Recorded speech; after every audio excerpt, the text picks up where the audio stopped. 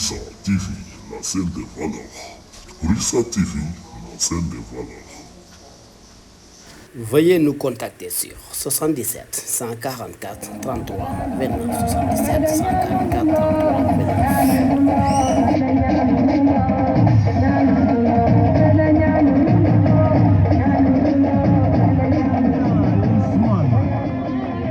Oui les filles, vous pouvez le faire. Ça c'est la que nous pensons la place sociale. Non, la fente du moins, excusez-moi. Oui, chandelle et place sociale.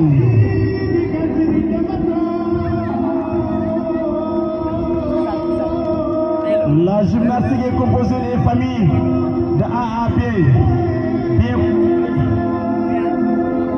Pas de bourrée. Saut de biche avec les filles. Cher maman, de temps en temps on les encadre pour la maîtrise de soi, de l'environnement, respect de vraiment environnement et de soi-même. Qu'est-ce qu'ils vont faire? Oui, les filles, oui. La gymnastique aussi c'est de la danse artistique. Est-ce que déjà? Ça c'est la plante Y. Vous l'encouragez s'il vous plaît?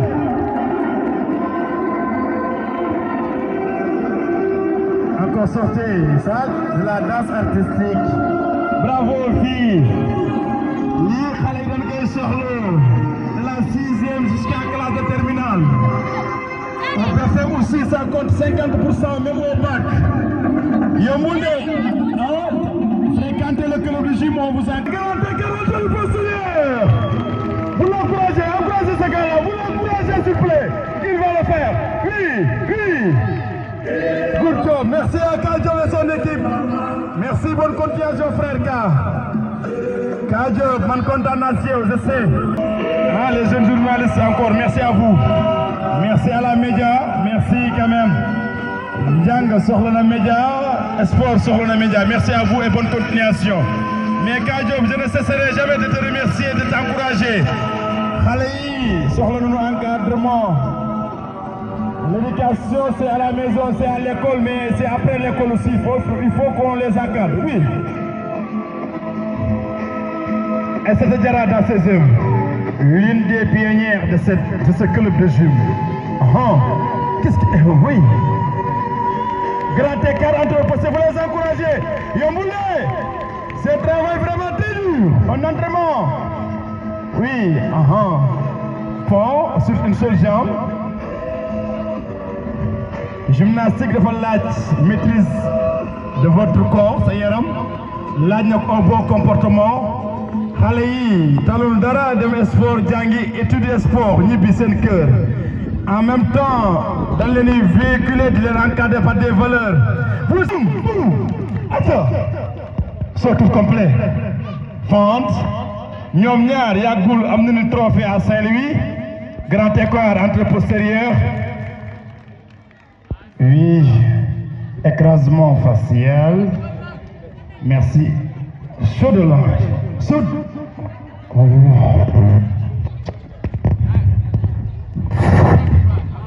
S'il vous plaît, on les encourage.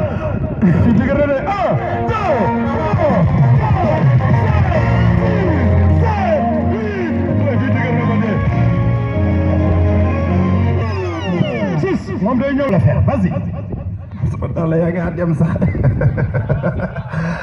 Oui. Encore.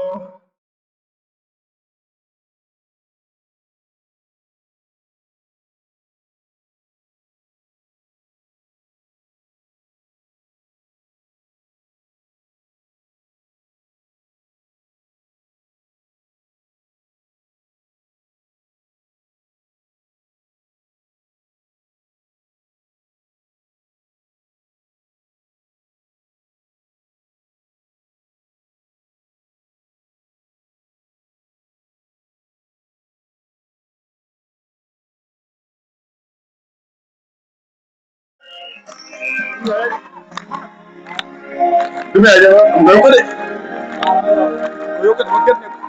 Ça, c'est le surmenage. C'est bon. Big up Kajo aussi. Hein? Big up Khaye. Y'a avec Doc Alphabem. Souvent applaudissements. Encore tout le monde. Qu'est-ce qu'il va faire? Est-ce que nous allons faire? Qu'est-ce qu'il va faire? Encore. Il va faire.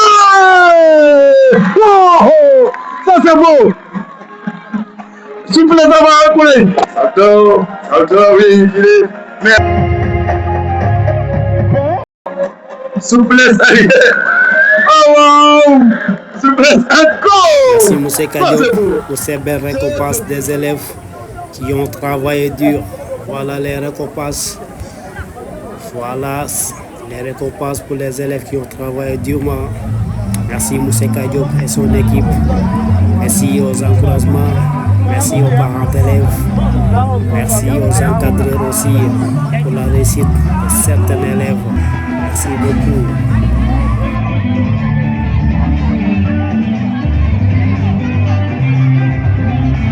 Voilà.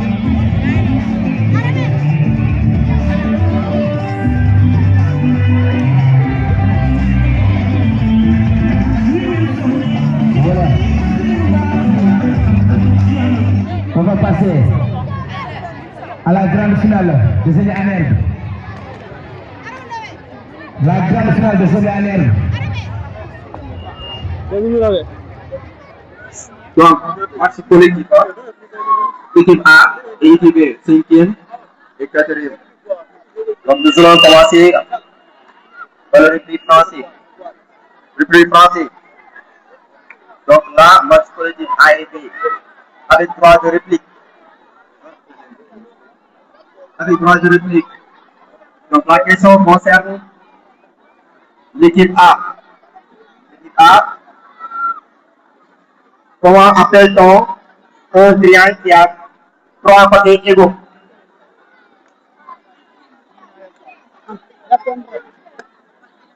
Comment appelle-t-on un triangle qui a 3 côtés égaux?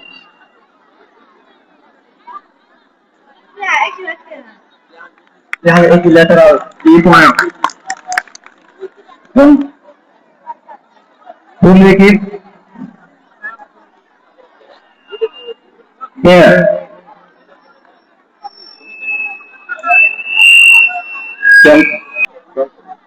Vous allez répondre après nous. Qu'est-ce qu'un triangle? Qu'est-ce qu'un diagonale? Pour les deux équipes. Qu'est-ce qu'un diagonale? La définition diagonale. Voilà. C'est la droite qui relie deux côtés.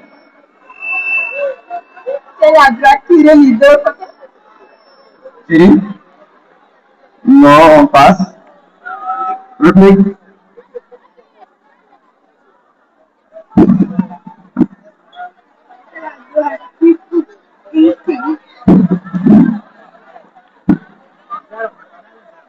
Donc on passe. Et là, ici. Donc c'est la droite qui part d'un sommet d'un carré ou d'un triangle au sommet opposé. Question suivante. La somme de deux nombres est 525. La somme de deux nombres est 525. Quels sont ces deux nombres si leur différence est 25? Donc il faut prendre là. La somme de deux nombres est 525. Quels sont ces deux nombres si leur différence est égale à 25? L'équipe. 525. On passe, réplique. Quels sont ces deux nombres? Ces deux nombres. 250.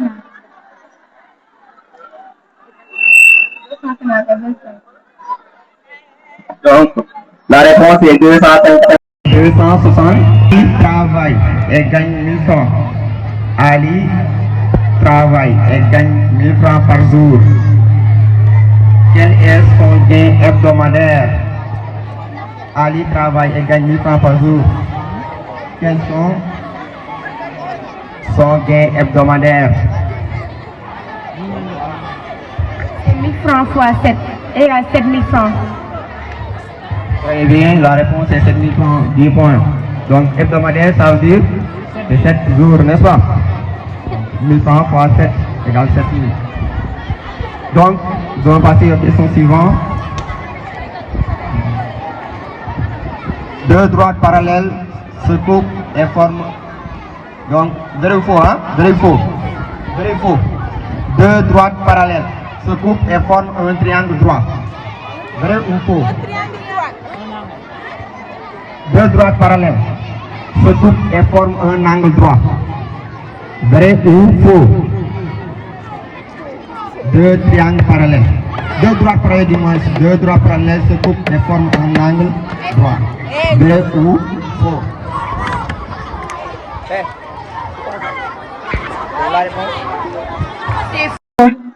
Jury, la réponse est déjà située là-bas. D'accord.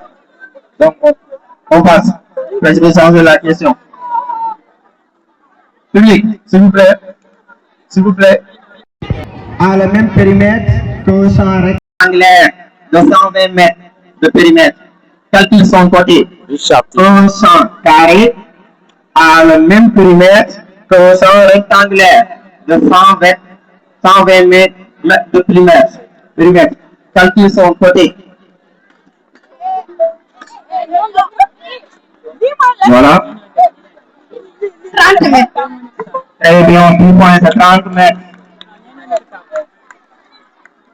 Ça reste une question. Une question. Quand est-ce qu'un nombre est divisible par 3? Quand... Voilà.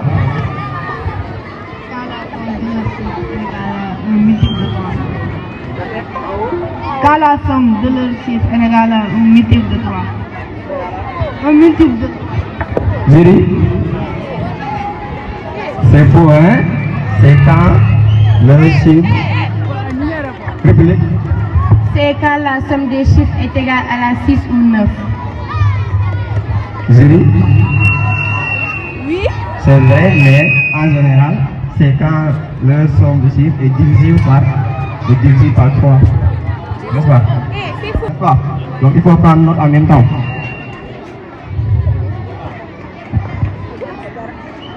Deux droites 50 se coupent.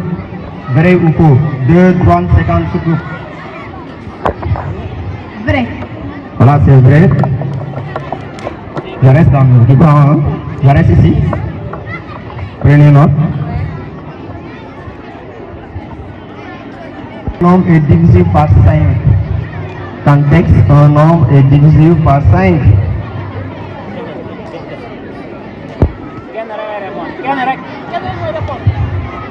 Quand le nombre est terminé par 0 ou 5.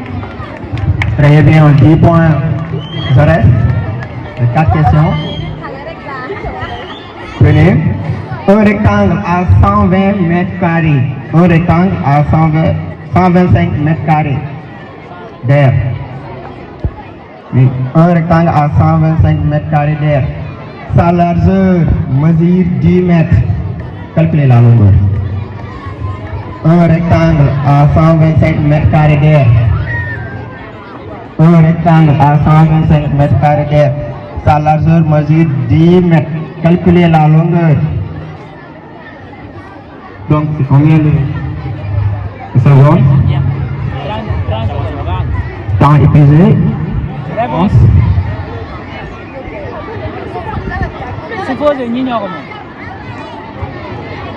Quand il pose donc la réplique. 11,5. Non, je passe. Il faut prendre note en même temps. Il faut prendre note en même temps. Non, c'est 12,5. Pas 11,5, mais c'est 12,5. Donc, maintenant, c'est pour l'équipe. C'est pour l'équipe A.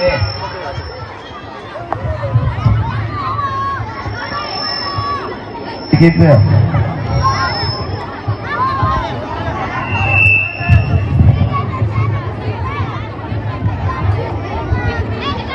Classe les distances de la plus longue à la plus courte. Classe les distances de la plus longue à la plus courte. Classe les distances à la plus longue à la plus courte. Prenez 26 décamètres, 26 décamètres, 100 mètres et 16 km. 26 décamètres, 100 mètres et 16 km. Donc classez ces distances-là de la plus longue à la plus courte. Autrement dit, par ordre décroissant. La plus grande. On a 16 km, 26 décamètres, 100 mètres. Très bien, 10 points. Question suivante. Classe les fractions suivantes. Donc c'est votre programme. Hein? Classez les fractions suivantes par ordre de grande croissante. Par ordre croissant. Classe les fractions suivantes par ordre croissant. 3 quarts, 3 sur 4, 3 sur 2 et 3 sur 5. 3 sur 4, 3 sur 2 et 3 sur 5. Classez ce nom par ordre croissant. Temps épuisé. Réponse. Réponse.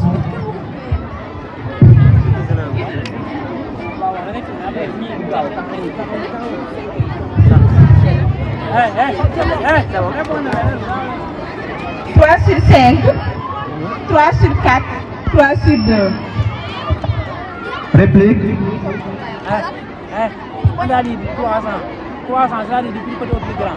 3 sur 2, 3 sur 4, 3 sur 5. 10 points. Très bien. Donc, maman met une capacité de 100 litres. Maman met une capacité de 100 litres d'huile. Maman met une capacité de 100 litres d'huile dans ses bidons de 5 litres chacun. Maman met une capacité de 100 litres d'huile dans des bidons de 5 litres chacun. Combien de bidons pourra-t-elle remplir? Combien de bidons pourra-t-elle remplir? Je répète la phrase. Maman met une capacité de 100 litres d'huile dans des bidons de 5 litres chacun. Combien de bidons pourra-t-elle remplir? Réponse. Très bien, c'est 20 bidons, 10 points. Donc c'est équitable. On va passer à la réplique suivante. Donc question. Citez deux verbes guettants. Citez. Voilà, c'est l'équipe B. Devenir, sembler. Devenir, sembler, très bien, 10 points. Question suivante. Question suivante. Forme des verbes, des adverbes dérivés des adjectifs suivants. Forme des adverbes dérivés des adjectifs suivants. Fier, heureux, sec. Fier, heureux, sec.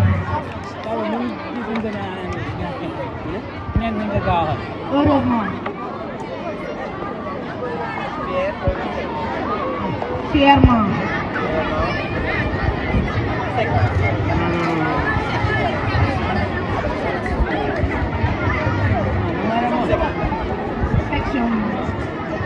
Oh, c'est beau. Réplique. Fièrement. Heureusement. Sèchement. 10 points, très bien. Question suivante. Question suivante.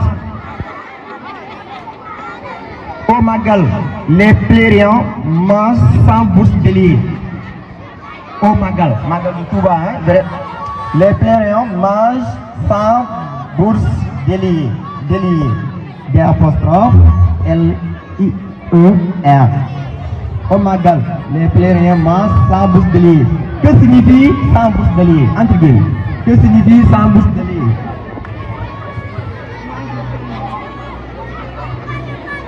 Micro.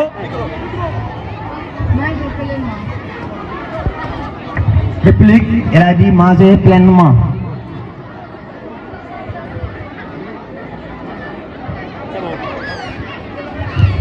Manger des moutons. Manger des moutons, non, c'est faux, c'est manger gratuitement. Donc on mange gratuitement, n'est-ce pas?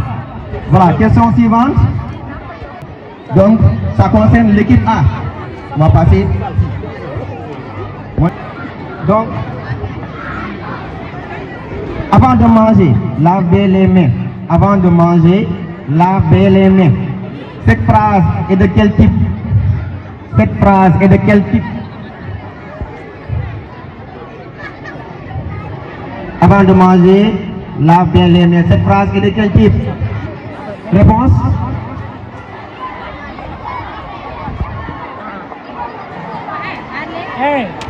Phrase impérative. Très bien, 10 points. Phrase impérative. Question suivante. Cette femme porte une tenue archaïque. Cette femme porte une tenue archaïque. Épelle le mot archaïque. Archaïque, archaïque. Archaïque. Cette femme porte une tenue archaïque. Épelez le mot archaïque. Archaïque, ça veut dire ancien, si je ne me trompe pas. Mais voilà. Archaïque, c'est ancien. Réponse?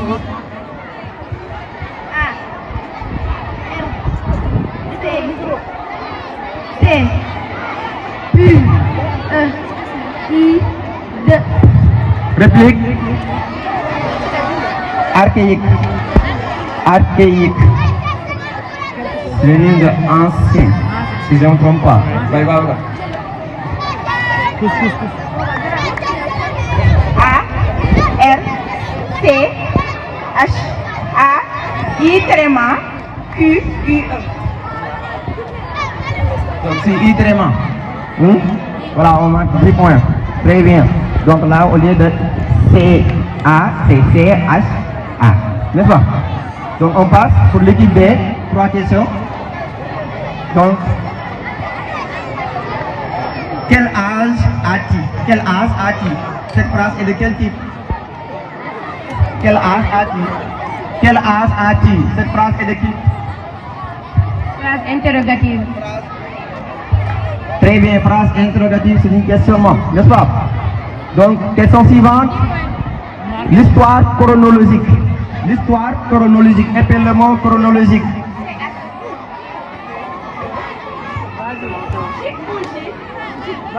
Chronologique.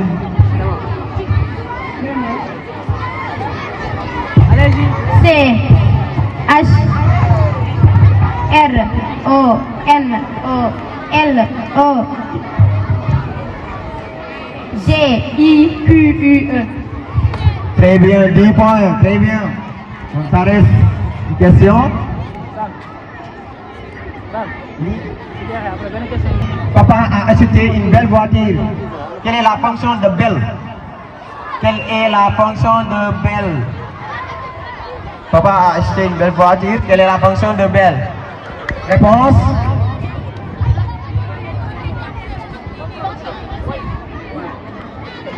Épithète du nom. Voiture. Très bien, 10 points. Épithète du nom, voiture. Donc ça reste la dernière question qui va vous séparer, n'est-ce pas? Question de culture générale sur 40 points. Donc cette question va vous séparer. Donc qui la met en premier va répondre, n'est-ce pas? Qui est l'actuel ministre de l'Éducation? L'actuel ministre de l'Éducation.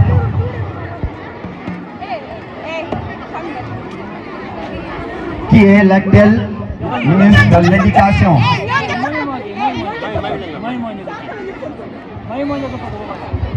Moustapha Mamadou. Très bien. Moustapha Mamadou. Donc attendez le jury, puisque le temps est déjà...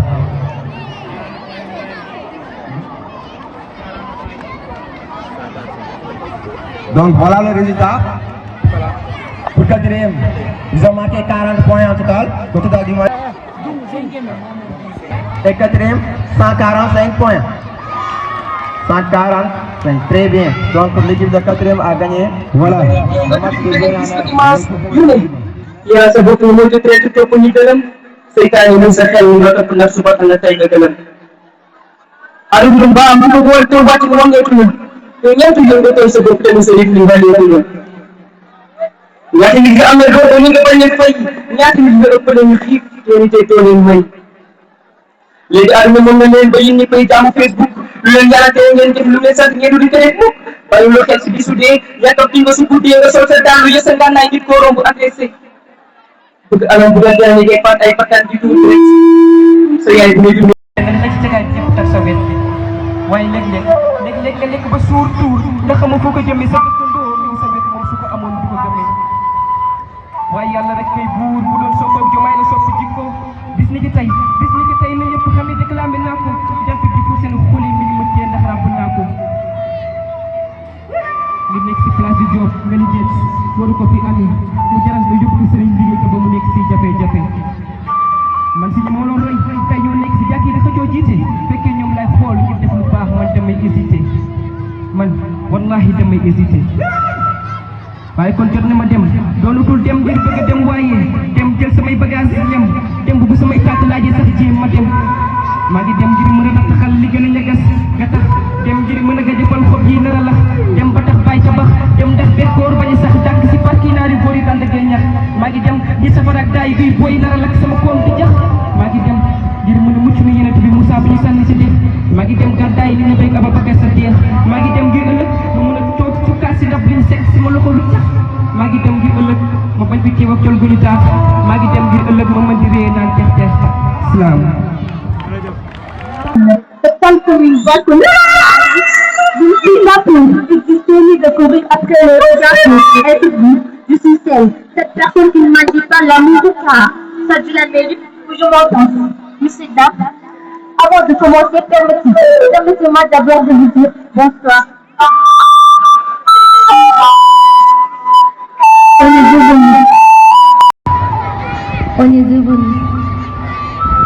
On est devenus des étrangères dans un monde plein d'humains. On doit juste pour nous leur différence. Comme si être différent était un crime ou un acte d'indifférence. On se déteste. Aujourd'hui, nous sommes de connaître un regard et la haine. La haine commence à respirer. On se juge avec des mots. On se blesse avec des gestes et on se dit c'est que je suis black. Mais les blessures sont les plus profondes. Celui qui cœurs ne veulent pas que les autres se fassent. Les gens qui les s'appliquent, parce que la haine nous a protégés, à signifier. Mais trop c'est trop. J'en peux plus de ma sonne. Sonne ci ñaari gën di lay xool ak seytaan seen xol. Leur cœur, leur sortie elle dérange. Nit ñi noppi nañu mbëggee di jongante jàng di faiblesse. C'est ko wax dëgg ñu dafa dof. Et pourtant, on a tous le même sang quand on saigne. Les mêmes larmes quand on pleure, les mêmes besoins d'être aimé. Ned ilima ila jalabna sawida sababu ne andam bis andini ay fama na ilimi waaye est-ce que xam ngeen li ci mbët ak lu war a lan ci am nit ci li réew ñi ngi ne ba ngi sa am sa doole wala sa xam-xam mais dites-moi pourquoi autant d'haine pourquoi transformer ce monde en guerre pourquoi un regard peut blesser plus qu'une lame pourquoi un cœur je ne suis pas alors qu'il est né pour aimer. Alors je refuse de vivre dans un monde où l'on juge avant de connaître, où l'on détruit avant de comprendre. Et où l'on déteste sans raison, car la haine, c'est une prison qui enferme celui qui la porte. Mais avant de quitter cette scène, j'ai une toute dernière question. Si la haine remporte, pourquoi laisser autant de cœurs brisés? Si la haine est la solution, pourquoi le monde souffre encore? Et moi, je suis qu'une voix qui va parler des milliers. Mais une voix peut réveiller des consciences, et les consciences réveillées peuvent changer le monde. Et si mes mots ont touché ce riche conscient, il aura battu dans vos cœurs, il aura marché dans vos pensées, et il continuera de battre bien après mon départ. Maintenant, à chacun de faire sa part. waaye suñu biir nañu mën a jàppalante te dimbalante te ñu bàyyi xel borom bi mayewul lennam da ko abule kon ku fekk moromam ci yoonu tolof tolof doon ki yàlla dimbali jël ko yóbbu. réew mi soxla ñu dara lu ay ñaxal set waaye tey fii Sénégal bis boo amee ku ne doom ak yow ku ne moo ko yow waaye bis boo ñàkkee ñëw di jàll ñu ngi si teg seen bët alal nag amul xaaj waaye chaque génération de jeunes s'apporte sa contribution au progrès et à l'avancement de la société. De quel soutien et de quelle assistance? Les jeunes sont ouverts pour le développement social. Nous sommes intéressés à explorer les qualités, les attitudes, les éléments de culture et structure qui peuvent aider à libérer et à canaliser les capacités des jeunes au service de la communauté. Clandestin mooy ko maslaa ndax bu ñu maslaa la ku jël gaal lotti da lay tukki bis boo sa teewee da ngaa xaru lan mooy tukki ànd leen ak tal di dem fenn fi ñu toog ndax réew mi ñoo ko war a defar waaye ba daw jiyee tey si géej ana kan mooy defar suñu réew te réew mi dem sonn ko defar ànd leen ak tal te xam ne bu dul alal dañ koy taal.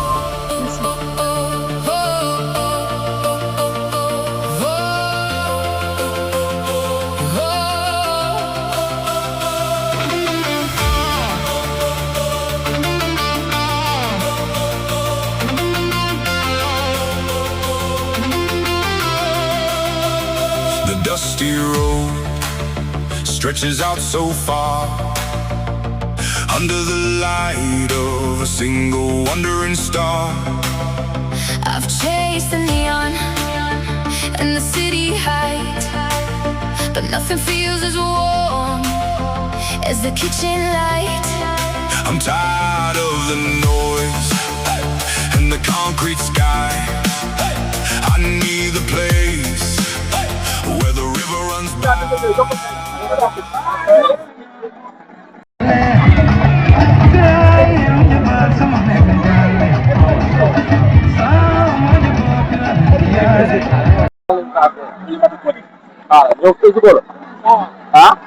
On va passer en classe de C1. Aïssatou Djigo, Oulimata Coly, ex-aequo première en classe de C1. Aïssatou Djigo, Oulimata Coly. Aïssatou Djigo.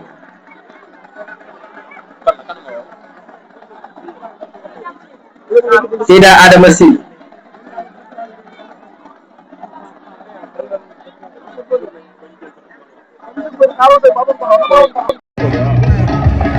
En présence de Moussé Coly. Merci beaucoup pour son déplacement.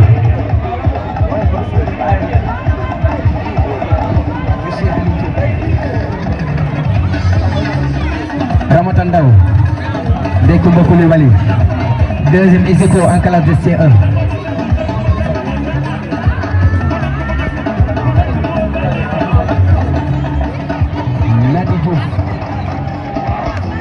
Voilà. Merci beaucoup.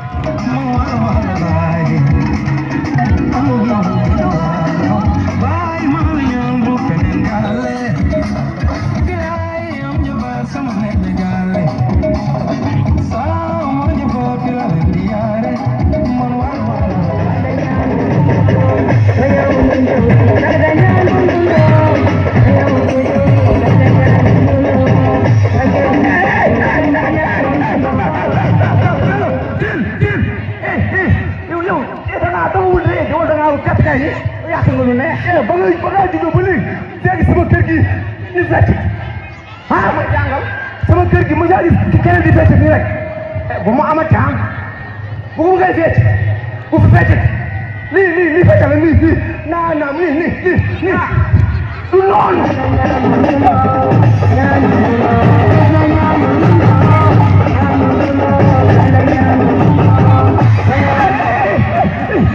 loolu laa soxla loolu laa lay wax li ma defaat du benn daaneel bi du noonu toogal soxla woon naa la sax toogal soxla woon naa la maa gën a soxla yow waa woote gëstu la sama doom yi nga jël boole laa sa doom nga dem yóbbu leen di jàng cours du soir te taagu woon lu laa la bëgg wax nag wax amul kaaju nit ku baax la nit ku yaru la sama doom guddi gi boo ci def dara di taxawaalu booy di leen doxaan xam nga baaxul mais soo yóbbu samay doom nga tàggu ma waaw xam ne lu muy def lu baax la day jàngal xale yi jàngal suñ ci say ak bàcc léegi man ku wax man am naa 1000 francs bu ma fayee par weer kaa joobu loolu lu toll rek nga waxtaan ak moom lenn problème dafa ñaaw na lool ba mel ne waa bukki waaye ku baax la xol bu rafet la yor amul benn problème te xale yi da leen di jàngal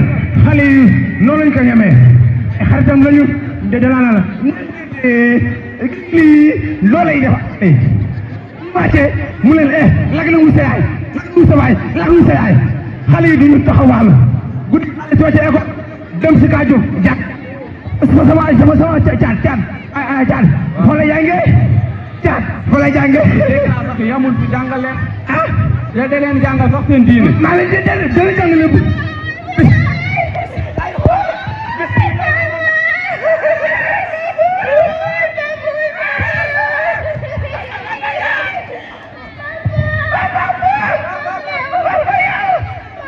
da nga jaay jooy mun jooy maa la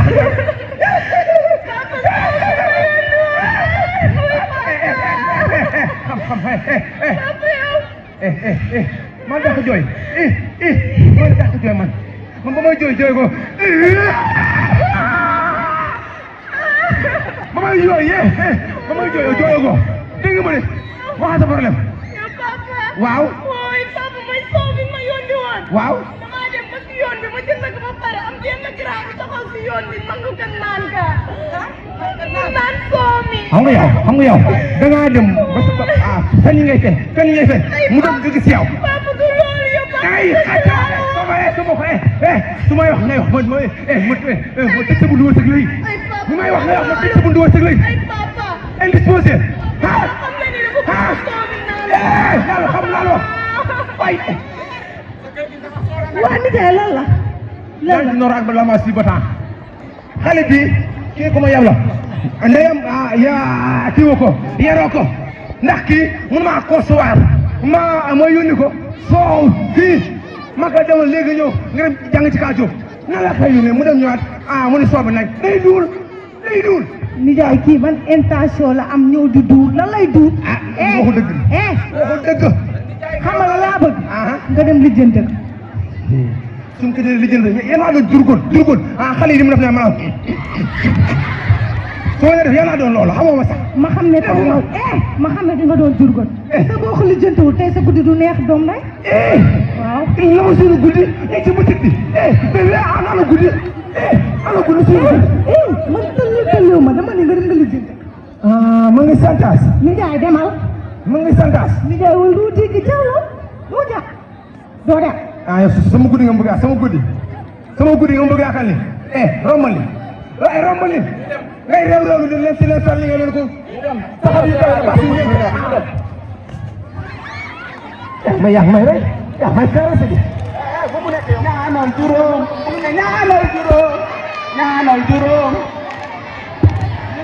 ñaanal juróom xale ñaanal juróom ñaanal juróom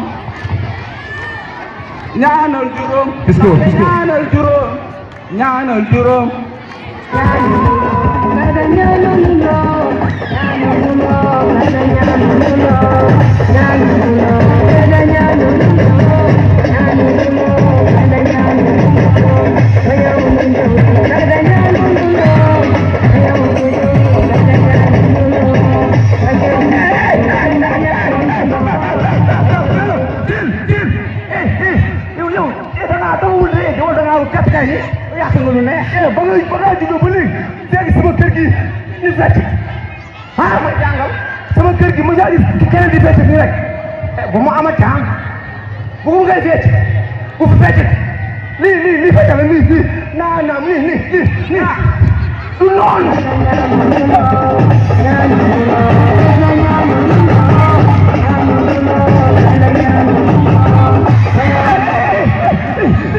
loolu laa soxla loolu laa lay wax li ma defaat du benn daaneel bi du noonu toogal soxla woon naa la maa la gën a soxla yow waa woote gëstu la sama doom yi nga jël boole laa sa doom yi nga dem yóbbu leen di jàng cours du soir te tàggu woo lu laa la bëgg wax nag wax amul kaaju nit ku baax la nit ku yaru la sama doom guddi gi boo ci def dara ay taxawaalu booy di leen doxaan xam nga waaw mais soo yóbbu samay doom nga tàggu ma waaw xam ne lu muy def lu baax la day teg nga xale yi jàng na suñ kii say ak baat léegi man ku wax man am naa 1000 francs bu ma fayee par weer kaajoo bu loolu du problème nga waxtaan ak moom lenn problème dafa ñaaw na lool ba mel ne waa bukki waaye ku baax la xol bu rafet la yor amul benn problème te xale yi da leen di jàngal xale yi noonu lañ ko ñemee xaritam lañu de danaa la lii loolay defa wàcce mu leen lag na wu sa yaay lag wu sa baay lag wu sa yaay xale yi duñu taxawaalu guddi soo ca école dem si kaa jóg jàkk sama caat fa la jànge caat fa la jànge yamul fi jàngal leen da leen jàngal sax seen diine maa leen dana jàngal leen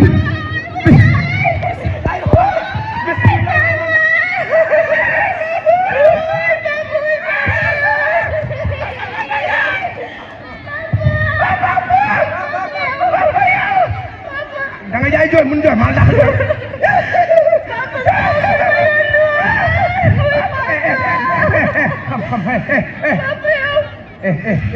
man dafa jooy man dafa jooy man ba may jooy ko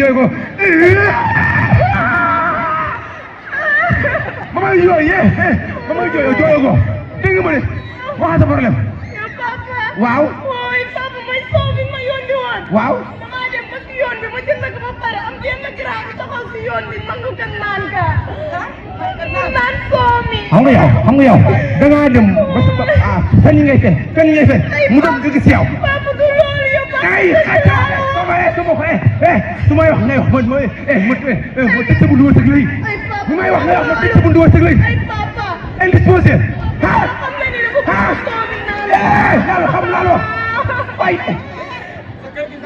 waa nijaay lan la lan noor ak ba lama si batan xale bi kii ko ma yab la ndeyam yaa kii woo ko yaroo ko ndax kii mun maa concevoir ma yónni ko soow fii ma ko demal léegi ñëw nga dem jàng ci kaa jóg na la fay yónnee mu dem ñëwaat mu ne soob nag day duul nijaay kii ban intention la am ñëw di duul lan lay duul waxu dëgg xam nga la laa bëgg nga dem lijjanti ko suñ ko dee lijjanti yéen a doon durgoon xale yi di mu def ne ma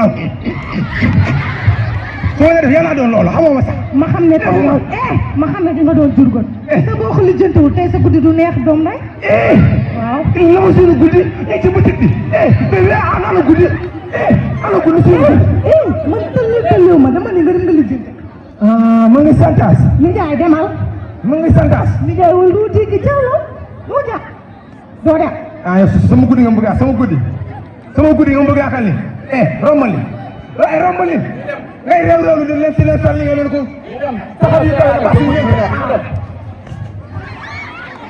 ma yaa may rek yaa may caressé di fu mu nekk yow ma may nu nga def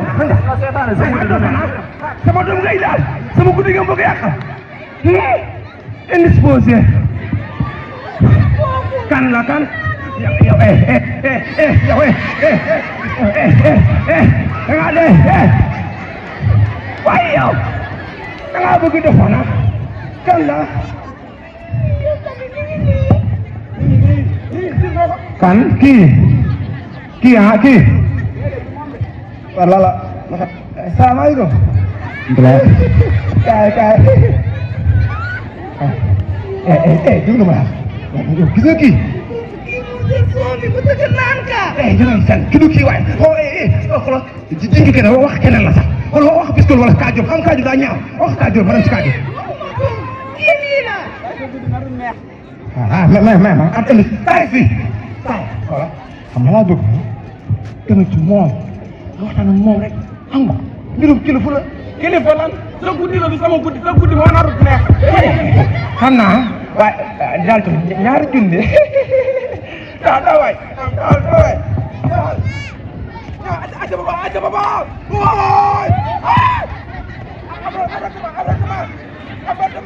Lala mu xew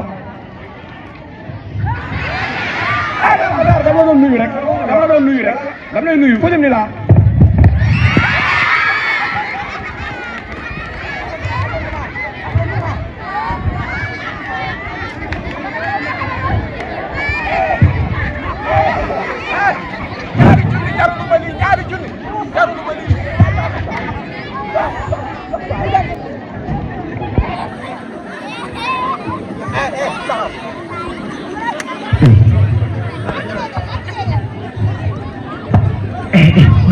xam nga la voilà demal kër gi maa ngi ñëw dégg nga wax si ay wala na ma rotal ndox defal ma carré dégg nga mu préparé forote dégg nga xam naa tey dinaa dee de wallaay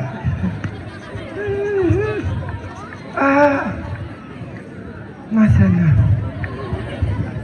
bisimilah alhamdulilah ku suloo bi nga amoon wala aris ak fox fii maa xam ne wala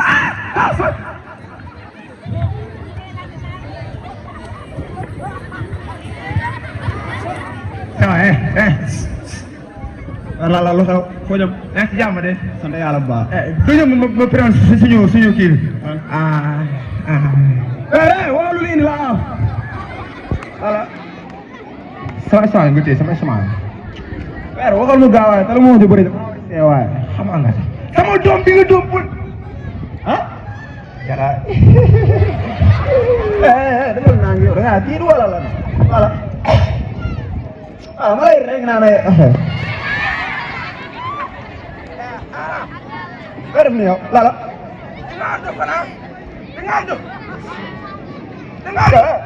la def nii yow négal nit ngir yàlla te nga jugal gën a seel fii nii dégagel fii nii yëpp dégagel fii la kay daale waccu fii waccal fii daale seel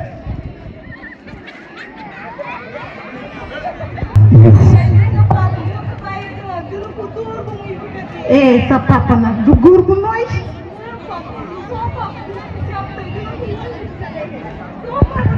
Adja kii sa baay la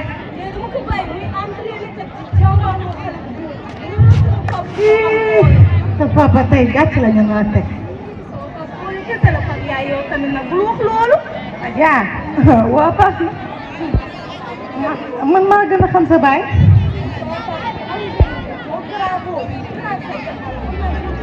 Adja bul fooyee sa xel ni sa papa kii dina ko dóor ba fërën ka maa la ko wax yow tooga waaw baax na ma sama papa xaw ma sama maam baax laa sa papa moo nar a fanaan hôpital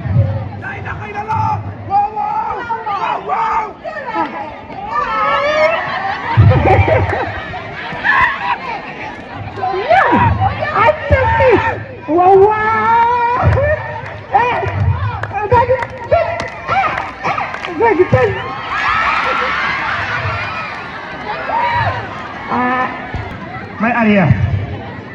may arrière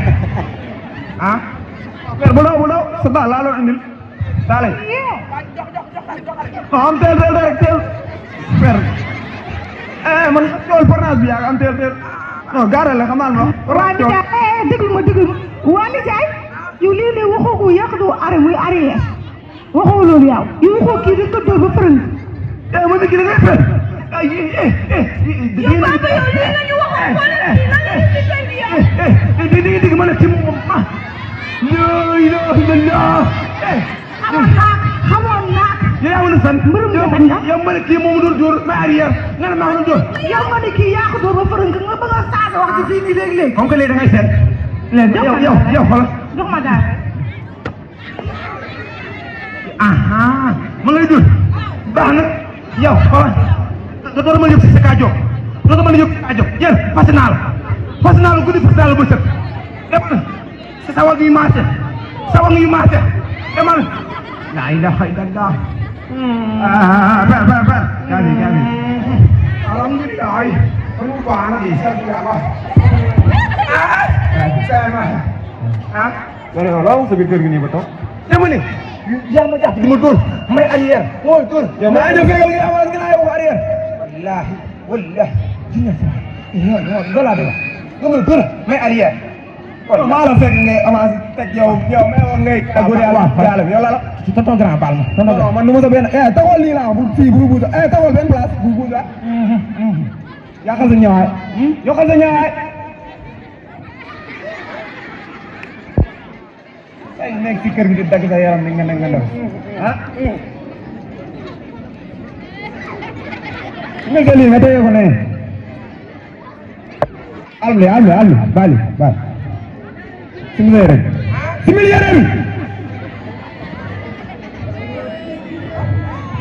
bi yéen dee ko dara soxla moo ci boobu alme lii for ko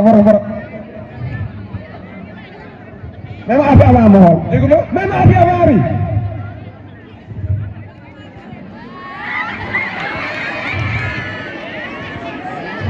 baax na wala dolli baax na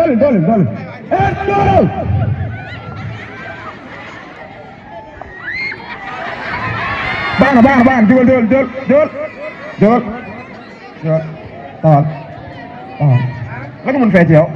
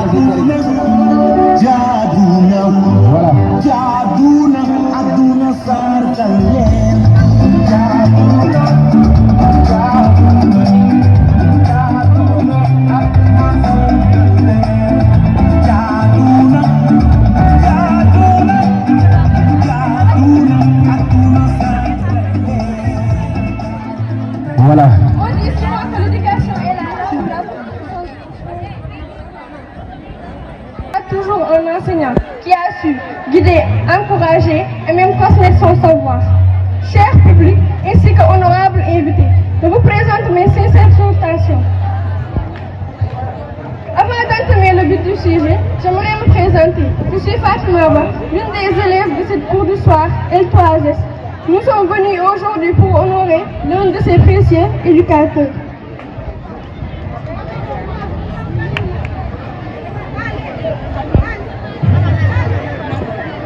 Aujourd'hui, nous prenons la parole et nous élevons nos voix pour honorer une personne au cœur en or, un professeur qui ne se contente pas d'enseigner, mais qui nous aide à grandir et à avancer avec patience. Vous nous expliquez avec gentillesse, vous nous guidez quand nous doutons, vous nous expliquez quand nous tombons, vous nous aidez à nous relever. Vos paroles nous donnent confiance. Vous traitez chacun avec respect, sans différence ni préférence. Vous semez le savoir dans nos cœurs et l'espoir dans nos vies.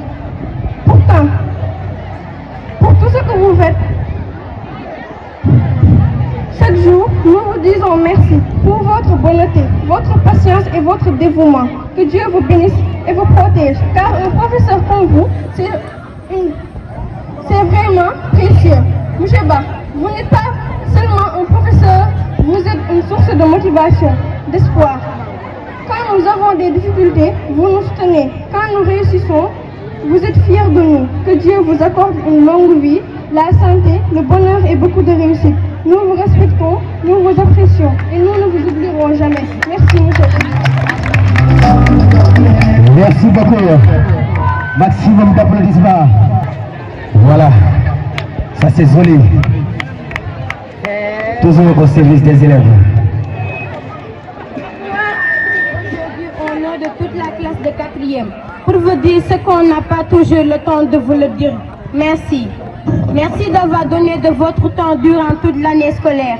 Le renforcement, c'est des heures en plus pour vous, de la fatigue en plus. Et pourtant, vous étiez toujours là motivé. Merci pour votre patience. Vous avez expliqué, repli depuis le début sans jamais nous juger quand on ne comprenait pas. Avec vous, on n'était plus que les nuls en maths, français, physique, anglais.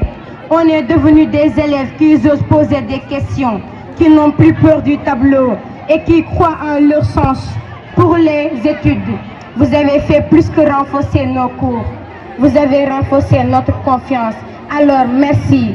Votre rigueur, votre bienveillance et pour avoir cru en nous. Toute la classe de 4e pour vous dire merci. Merci infiniment, Monsieur Kadiop. Bonsoir, mesdames et messieurs. Je réponds au nom de Maria. Aujourd'hui, nous sommes là devant vous pour vous présenter notre. Merci pour votre patience. Merci de vos sourires. Merci de croire en nous. Vous êtes une lumière qui éclaire notre chemin. Chaque jour, vous semez le savoir et vous arrosez nos rêves. Vos mots réchauffent nos cœurs. Vos conseils nous font grandir. Grâce à vous, nous apprenons, mais surtout, nous croyons en nous. Merci infiniment. Vous êtes unique, merveilleux et unique.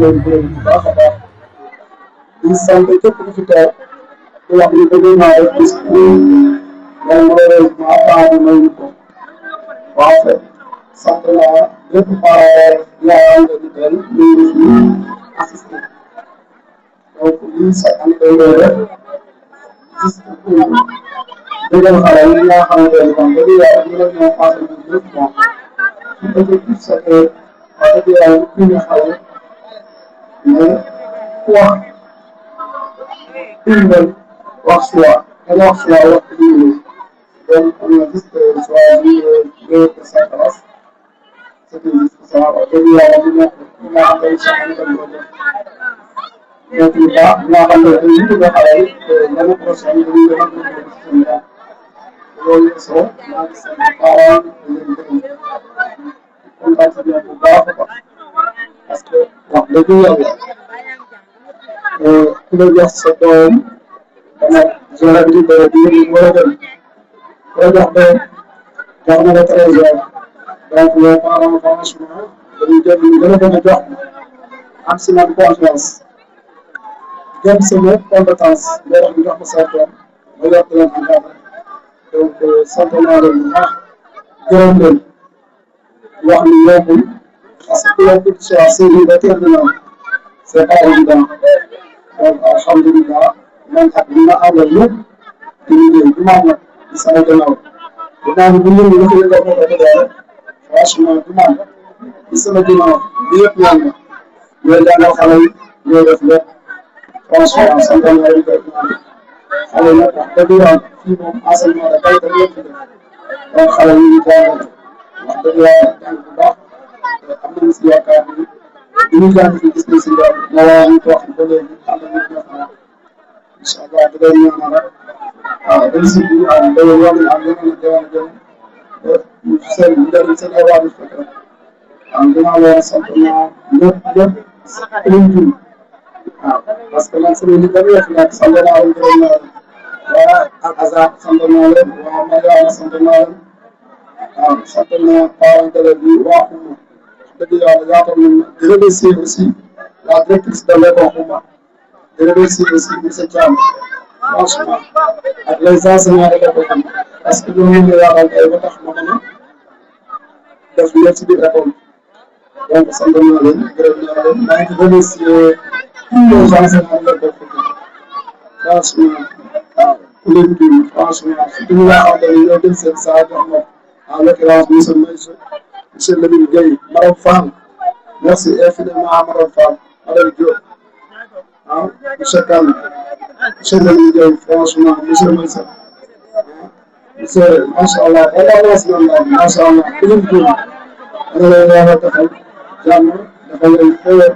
la directrice de l'école, Madame Kane,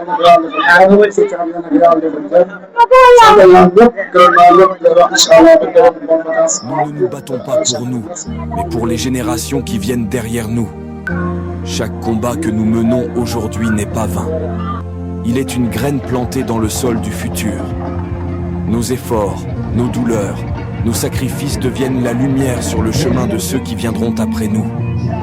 Nous ne récoltons pas toujours ce que nous semons, mais d'autres vivront grâce à ce que nous avons semé. Le courage d'un seul peut devenir l'héritage de tout un peuple.